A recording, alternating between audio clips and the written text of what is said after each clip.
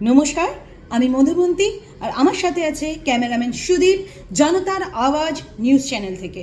আজ আমরা আলিপুর কোর্টের সামনে আছি। পিছনে হাজার হাজার জনতার ভিড়। তাদের একটাই দাবি, অপরাধী নারু মণ্ডলকে ছেড়ে দেওয়া হোক। এই নারু মণ্ডল সাতটা খুনের আসামি।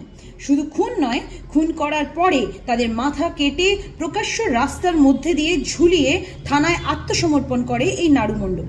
কিন্তু কি করে নারু মণ্ডল খুন করেও সবার কাছে দেবতা হয়ে উঠল? না, আমি মধুমন্তী নই, আমি সুকন্যা। অভিজিৎ দাঁড়ি লেখা অসুর গল্পে আমি রিপোর্টারের ভূমিকায় আছি। আর এই গল্প আসছে আগামী মঙ্গলবার অর্থাৎ 24শে সেপ্টেম্বর 2024 ঠিক রাত 9টায়। অবশ্যই শুনবেন আপনারা, আর আমাদেরও ভালো লাগবে আপনারা যদি আমাদের চ্যানেলকে লাইক ও সাবস্ক্রাইব করেন। নমস্কার, ধন্যবাদ।